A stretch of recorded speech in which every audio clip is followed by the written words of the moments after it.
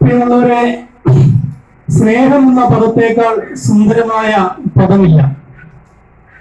വിശുദ്ധ വേദപുസ്തകമായ ബൈബിളാണ് വാസ്തവത്തിലുള്ള സ്നേഹം എന്താണ് എന്ന് നമുക്ക് വെളിപ്പെടുത്തി നൽകിയ പുസ്തകം.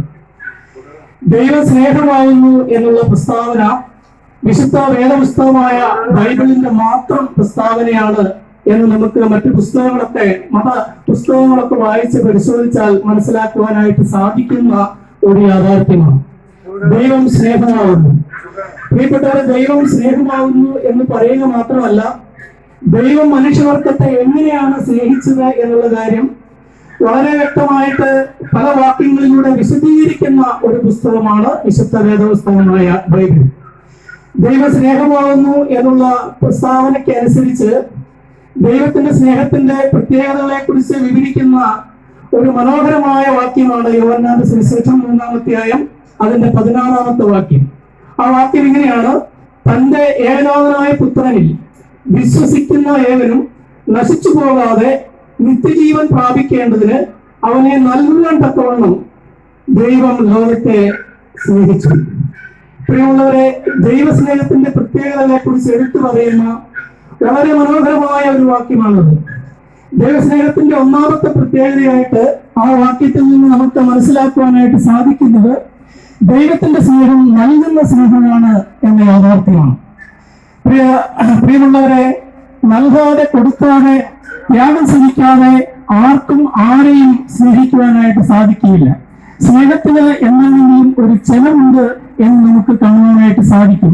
ചെലവ് ചെയ്യാതെ, കൊടുക്കാതെ, നൽകാതെ, ത്യാഗം സഹിക്കാതെ ആർക്കും ആരെയും സ്നേഹിക്കുവാനായിട്ട് സാധിക്കില്ല. ഒരുപക്ഷെ നമുക്ക് സ്നേഹമില്ലാതെയും കൊടുക്കുവാനായിട്ട് സാധിക്കും, എന്നാൽ കൊടുക്കാതെ ആർക്കും ആരെയും സ്നേഹിക്കുവാനായിട്ട് സാധിക്കില്ല. ചുരുങ്ങിയ പക്ഷം ഒരു 5 മിനിറ്റ് സമയമെങ്കിലും ചെലവ് ചെയ്യാതെ, 5 മിനിറ്റ് സമയമെങ്കിലും മാറ്റിവെക്കാതെ ആർക്കും ആരെയും സ്നേഹിക്കുവാനായിട്ട് സാധിക്കില്ല. ദൈവം ലോകത്തെ സ്നേഹിച്ചു എന്ന് പറഞ്ഞപ്പോൾ ദൈവത്തിന്റെ സ്നേഹം നൽകുന്ന സ്നേഹമാണ് എന്ന് ഞാൻ പറഞ്ഞല്ലോ.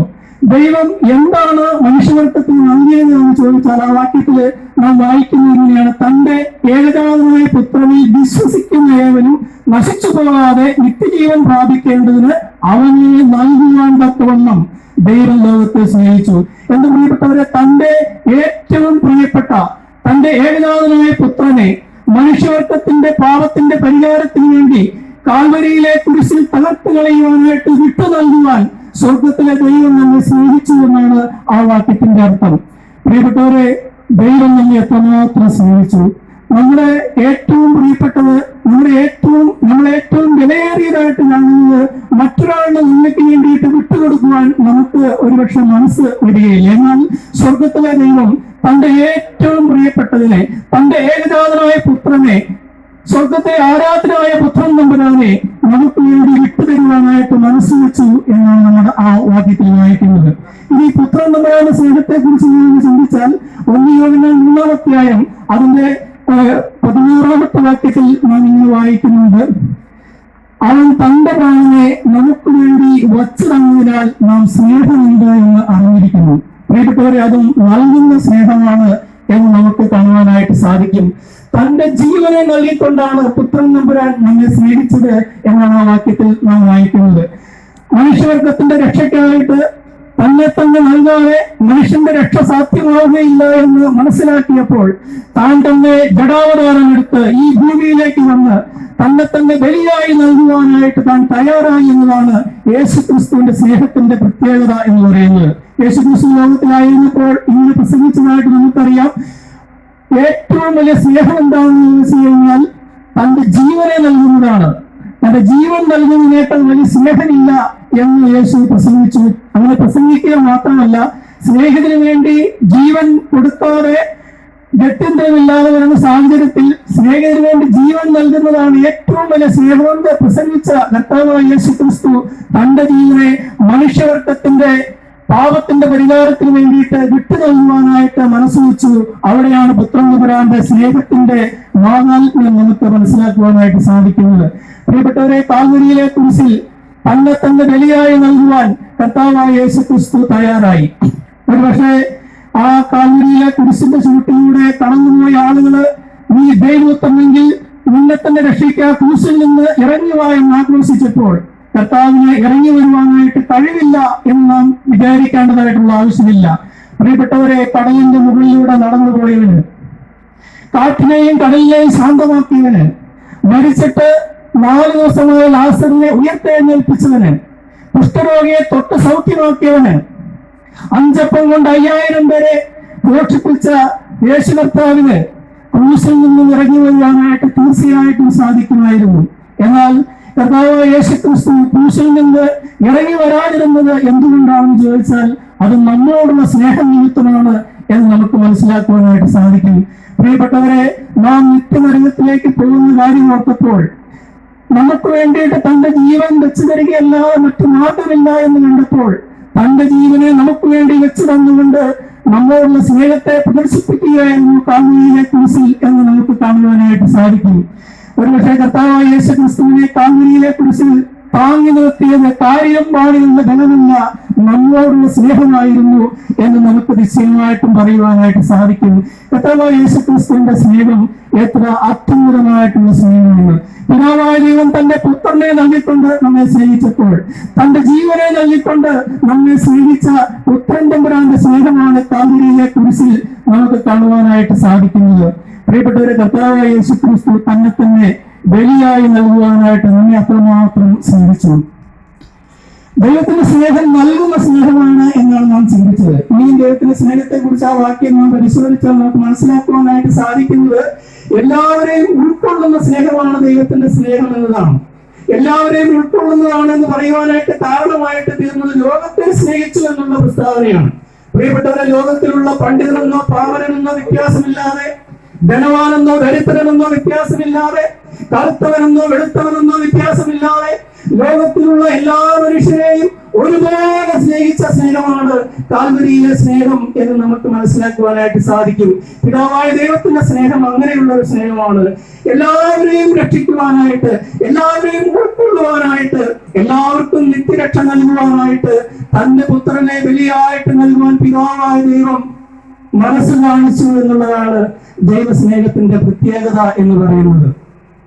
പ്രിയപ്പെട്ടവരെ, നമുക്ക് വേണ്ടിയിട്ട് തന്റെ ജീവനെ വെച്ചു തരുവാൻ കർത്താവ് മനസ്സായി. പ്രിയപ്പെട്ടവരെ, ദൈവത്തിന്റെ സ്നേഹം എന്ന് പറയുന്നത് എല്ലാവരെയും ഉൾക്കൊള്ളുന്ന സ്നേഹമാണ്. നമ്മുടെ സമ്പത്ത് നോക്കിയല്ല ദൈവം നമ്മെ സ്നേഹിക്കുന്നത്, നമ്മുടെ സൗന്ദര്യം നോക്കിയല്ല ദൈവം നമ്മെ സ്നേഹിക്കുന്നത്, നമ്മുടെ കുലമഹിമ നോക്കിയല്ല ദൈവം നമ്മെ സ്നേഹിക്കുന്നത്. കറുത്തവനായാലും വെളുത്തവനായാലും, ആഫ്രിക്കയിലെ കറുത്തവർക്കാരെയും വെള്ളക്കാരെയും ഒരുപോലെ സ്നേഹിക്കുന്ന ദൈവം, ഇന്ത്യക്കാരെ സ്നേഹിക്കുന്ന ദൈവം, ലോകത്തിലുള്ള എല്ലാ മനുഷ്യരെയും ഒരുപോലെ സ്നേഹിക്കുന്ന ദൈവത്തെയാണ് നമുക്കവിടെ കാണുവാനായിട്ട് സാധിക്കുന്നത്. എന്നാൽ ഇവിടെയാണ് മനുഷ്യന്റെ സ്നേഹവും ദൈവത്തിന്റെ സ്നേഹവും തമ്മിൽ വ്യത്യസ്തമായിരിക്കുന്നത് എന്ന് നമുക്ക് ചിന്തിക്കുവാനായിട്ട് സാധിക്കും. പ്രിയപ്പെട്ടവരെ, മനുഷ്യന് തനിക്ക് ഇഷ്ടമുള്ളതിനെ മാത്രമേ സ്നേഹിക്കുവാനായിട്ട് സാധിക്കുകയുള്ളൂ, തനിക്ക് താല്പര്യമുള്ളതിനെ മാത്രമേ സ്നേഹിക്കുവാനായിട്ട് താല്പര്യമുള്ളൂ. എന്നാൽ പ്രിയപ്പെട്ടവരെ, സ്വർഗത്തിലെ ദൈവം തനിക്ക് ഇഷ്ടമില്ലാത്ത ആളുകളെയും സ്നേഹിക്കുവാനായിട്ട് മനസ്സ് കാണിച്ചു എന്നതാണ് ദൈവസ്നേഹത്തിന്റെ ഒരു പ്രത്യേകതയായിട്ട് നമുക്ക് പറയുവാനായിട്ട് സാധിക്കുന്നത്. ദൈവസ്നേഹം എല്ലാവരെയും ഉൾക്കൊള്ളുന്നതാണ് എന്ന് പറയുമ്പോൾ ഒരു കാര്യം കൂടെ പറയാതിരിക്കുവാനായിട്ട് സാധിക്കില്ല. ശത്രുക്കളെയും സ്നേഹിക്കുന്ന സ്നേഹമാണ് ദൈവത്തിന്റെ സ്നേഹം. മനുഷ്യനെ ഒരിക്കലും തന്റെ ശത്രുക്കളെ സ്നേഹിക്കുവാനായിട്ട് സാധിക്കില്ല. കർത്താവായ യേശു ക്രിസ്തു ഈ ലോകത്തിലായിരുന്നപ്പോൾ അതുകൊണ്ടാണല്ലോ ഇങ്ങനെ പറഞ്ഞത്, നിങ്ങളുടെ ശത്രുക്കളെ സ്നേഹിക്കും. നമ്മളെ സ്നേഹിക്കുന്നവരെ തിരിച്ചു സ്നേഹിക്കുവാനായിട്ട് നമുക്ക് താല്പര്യമുണ്ട്, ഉത്സാഹമുണ്ട്. എന്നാൽ നമ്മുടെ ശത്രുക്കളെ സ്നേഹിക്കുവാനായിട്ട് നമുക്ക് താല്പര്യമില്ല. എന്നാൽ സ്വർഗത്തിലെ ദൈവത്തിന്റെ സ്നേഹത്തിന്റെ പ്രത്യേകതയായിട്ട് ദൈവത്തിന്റെ വചനം വരച്ചു കാട്ടുന്നത് തന്റെ ശത്രുക്കളെ സ്നേഹിക്കുന്ന സ്നേഹമാണ് ദൈവത്തിന്റെ സ്നേഹം എന്നതാണ്. റോമാലേഖനം 5-ാം അധ്യായത്തിൽ നമുക്കത് വായിക്കുവാനായിട്ട് സാധിക്കും. നാം ശത്രുക്കളായിരിക്കുമ്പോൾ തന്നെ നമുക്ക് വേണ്ടി പുത്രൻ തമ്പുരാനെ പിതാവായ ദൈവം നൽകുവാനായിട്ട് പ്രസാദിച്ചു. പുത്രൻ തമ്പുരാൻ നമുക്ക് വേണ്ടി തന്റെ ജീവനെ നൽകുവാനായിട്ട് നമ്മിൽ പ്രസാദിച്ചു. അതാണ് ദൈവത്തിന്റെ സ്നേഹത്തിന്റെ മാഹാത്മ്യം എന്ന് പറയുന്നത്. പ്രിയപ്പെട്ടവരെ, ദൈവത്തിന്റെ സ്നേഹം എല്ലാവരെയും ഉൾക്കൊള്ളുന്ന സ്നേഹമാണ്. കർത്താവായ യേശു ക്രിസ്തു അത് തന്റെ ജീവിതത്തിൽ തെളിയിച്ചതായിട്ട് നമുക്കറിയാം. സമരിയ സ്ത്രീയോട് വെള്ളം ചോദിക്കുന്ന കർത്താവിനെ യോഹന്നാന്റെ സുവിശേഷം 4-ാം അധ്യായത്തിൽ നമുക്ക് കാണുവാനായിട്ട് സാധിക്കും. വെള്ളം ചോദിച്ചപ്പോൾ ആ സ്ത്രീ ആശ്ചര്യപ്പെട്ട് ചോദിക്കുന്ന ഒരു ചോദ്യമുണ്ട്. ആ ചോദ്യം ഇങ്ങനെയാണ്: നീ ഒരു യഹൂദനായിരിക്കെ ശമരക്കാരത്തിയായ എന്നോട് കുടിക്കാൻ വെള്ളം ചോദിക്കുന്നുവോ? പ്രിയപ്പെട്ടവർ, ആ കാലത്ത് ശമര്യരും യഹൂദരും തമ്മില് യാതൊരു ബന്ധവും ഇല്ല. കണ്ടാല് തൊട്ടുകൂടായ്മയും തീണ്ടിക്കൂടായ്മയും ഉള്ള ഒരു കാലഘട്ടം. അവരുമായിട്ട് യാതൊരു സമ്പർക്കവും ഇല്ലാത്ത ഒരു സാഹചര്യമായിരുന്നു അന്ന് യഹൂദർക്ക് ഉണ്ടായിരുന്നത്. എന്നാൽ കർത്താവായ യേശുക്രിസ്തു ആ ശമര സ്ത്രീയോട് വെള്ളം ചോദിക്കുവാനായിട്ട് മനസ്സ് വെച്ചു. ആ സ്ത്രീയിൽ നിന്ന് വെള്ളം വാങ്ങി കുടിക്കുവാനായിട്ട് താൻ ആഗ്രഹിച്ചു. തനിക്ക് യാതൊരു വ്യത്യാസവുമില്ല. ശമര്യനെന്നോ യഹൂദനെന്നോ വ്യത്യാസമില്ലാതെ, ജാതിയെന്നോ യഹൂദനെന്നോ വ്യത്യാസമില്ലാതെ എല്ലാവരെയും ഒരുപോലെ സ്നേഹിക്കുന്ന, ഒരുപോലെ ഉൾക്കൊള്ളുന്ന സ്നേഹമാണ് കർത്താവായ യേശുക്രിസ്തുവിന്റെ സ്നേഹം എന്ന് നമുക്ക് കാണുവാനായിട്ട് സാധിക്കും. പ്രിയപ്പെട്ടവരെ, കർത്താവായ യേശുക്രിസ്തു സ്നേഹത്തിന് വാസ്തവത്തിൽ ഒരു ഉദാത്തമായ മാതൃകയാണ് എന്ന് നമുക്ക് പറയുവാനായിട്ട് സാധിക്കും. ദൈവസ്നേഹത്തിന്റെ മറ്റൊരു പ്രത്യേകതയായിട്ട് നമുക്ക് മനസ്സിലാക്കുവാനായിട്ട് സാധിക്കുന്നത് ദൈവത്തിന്റെ സ്നേഹം എന്നേക്കുമുള്ള സ്നേഹമാണ് എന്നുള്ള കാര്യമാണ്. ആ വാക്യത്തിലേക്ക് നാം വായിക്കുന്നു: തന്റെ ഏകജാതനായ പുത്രനിൽ വിശ്വസിക്കുന്ന ഏവരും നശിച്ചു പോകാതെ നിത്യജീവൻ പ്രാപിക്കേണ്ടതിന് അവനെ നൽകുവാൻ തക്കവണ്ണം ദൈവം ലോകത്തെ സ്നേഹിച്ചു. പ്രിയപ്പെട്ടവരെ, ദൈവത്തിന്റെ സ്നേഹം എന്നേക്കും ഉള്ള സ്നേഹമാണെന്ന് പറയുവാനായിട്ടുള്ള കാരണം നിത്യജീവൻ നൽകുവാൻ തക്കവണ്ണം എന്നുള്ള പ്രയോഗമാണ്. മനുഷ്യരുടെ സ്നേഹം എന്ന് പറയുന്നത് അല്പകാലത്തേക്കേ ഉള്ളൂ. എന്നാൽ നിത്യമായ സ്നേഹം കൊണ്ട് നിത്യകാലം നമ്മെ സ്നേഹിക്കുന്ന സ്നേഹമാണ് ദൈവത്തിന്റെ സ്നേഹം എന്നാണ് ആ വാക്യത്തിൽ നിന്ന് നമുക്ക് മനസ്സിലാക്കുവാനായിട്ട് സാധിക്കുന്നത്. ദൈവസ്നേഹം ഈ ഭൂമിയിൽ വെച്ച് മാത്രമല്ല, നിത്യതയിലും തുടരുന്ന സ്നേഹമായിട്ടാണ് നമുക്ക് ആ വാക്യത്തിൽ നിന്ന് മനസ്സിലാക്കുവാനായിട്ട് സാധിക്കുന്നത്. യിരെമ്യാവിന്റെ പുസ്തകത്തിൽ നാം ഇങ്ങനെ വായിക്കുന്നുണ്ട്: യഹോവ നിന്നെ നിത്യസ്നേഹം കൊണ്ട് സ്നേഹിച്ചിരിക്കുന്നു. പ്രിയപ്പെട്ടവർ, ദൈവത്തിന്റെ സ്നേഹം എന്ന് പറയുന്നത് നിത്യമായ സ്നേഹമാണ്. മനുഷ്യന്റെ സ്നേഹം എന്ന് പറയുന്നത് ഒരുപക്ഷെ അല്പകാലം മാത്രം ഉള്ളതായിരിക്കും, അല്ലെങ്കിൽ കുറച്ച് ശവക്കുഴി വരെ ഉള്ള സ്നേഹമായിരിക്കും മനുഷ്യന്റെ സ്നേഹം എന്ന് പറയുന്നത്. എന്നാൽ സ്വർഗത്തിലെ ദൈവത്തിന്റെ സ്നേഹത്തിന്റെ പ്രത്യേകത എന്ന് പറയുന്നത് അത് നിത്യമായ സ്നേഹമാണ്. നിത്യമായ സ്നേഹത്താൽ നമ്മെ സ്നേഹിക്കുന്ന കർത്താവായ യേശുക്രിസ്തു എത്ര ഉദാത്തമായിട്ടുള്ള മാതൃകയാണ്. അതുകൊണ്ട് പ്രിയപ്പെട്ടവരെ, ദൈവസ്നേഹത്തിന്റെ പ്രത്യേകതയെ കുറിച്ച് 3 കാര്യങ്ങളാണ് നാം ഇന്ന് ചിന്തിച്ചത്. അത് ഇവണ്ണമാണ്: കർത്താവായ ദൈവത്തിന്റെ സ്നേഹം എന്ന് പറയുന്നത് നൽകുന്ന സ്നേഹമാണ്. ദൈവത്തിന്റെ സ്നേഹം എന്ന് പറയുന്നത് എല്ലാവരെയും ഉൾക്കൊള്ളുന്ന സ്നേഹമാണ്.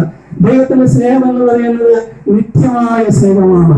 പ്രിയപ്പെട്ടവർ, ദൈവം ഇങ്ങനെ മനുഷ്യനെ സ്നേഹിച്ചുവെങ്കിൽ തീർച്ചയായിട്ടും ദൈവ സ്നേഹത്തിന് ഒരു ലക്ഷ്യം ഉണ്ടായിരിക്കും എന്ന് നമുക്ക് മനസ്സിലാക്കുവാനായിട്ട് സാധിക്കും. എന്താണ് ലക്ഷ്യമെന്നും ആ വാക്യത്തിൽ പറയുന്നുണ്ട്. ആ ദൈവത്തിന്റെ സ്നേഹത്തിന്റെ ലക്ഷ്യം, അല്ലെങ്കിൽ ദൈവം എന്തുകൊണ്ടാണ് മനുഷ്യർക്കത്തെ സ്നേഹിച്ചത് എന്ന് ചോദിച്ചാൽ നാം നിത്യജീവൻ പ്രാപിക്കണം എന്നുള്ള ഉദ്ദേശത്തോടു കൂടിയാണ് ദൈവം നമ്മെ സ്നേഹിച്ചത് എന്ന് ആ വാക്യത്തിൽ നിന്ന് മനസ്സിലാക്കുവാനായിട്ട് സാധിക്കും. പ്രിയപ്പെട്ടവരെ, ഈ ലോകത്തിലെ ജീവിതം കഴിഞ്ഞ് നിത്യമായ ഒരു ജീവിതമുണ്ട് എന്ന് ബൈബിൾ അസന്നിഗ്ധമായിട്ട് പറയുന്നു. ഈ നിത്യജീവിതത്തിന് വേണ്ടിയിട്ട് ഒരുങ്ങുന്ന ഒരു കാലഘട്ടമായിട്ടാണ് ഈ ലോകത്തിലെ ജീവിതം ഇരിക്കുന്നത്. അതുകൊണ്ട് ഈ ലോകത്തിലായിരിക്കുമ്പോൾ തന്നെ നമ്മുടെ നിത്യത നാം ഉറപ്പാക്കേണ്ടിയിരിക്കുന്നു. കർത്താവായ ദൈവം, പിതാവായ ദൈവം നമ്മെ ഇവണ്ണം സ്നേഹിച്ചെങ്കിൽ ആ സ്നേഹത്തോട് പ്രതികരിച്ച്, ആ സ്നേഹത്തിൽ വിശ്വാസം അർപ്പിച്ച്, ആ സ്നേഹത്തോട് പ്രതികരിക്കുവാനായിട്ട് നമുക്ക് തീർച്ചയായിട്ടും ബാധ്യതയുണ്ട്. എങ്ങനെ നാം വിശ്വാസത്താൽ പ്രതികരിക്കാം എന്നാണ് വാക്യത്തിൽ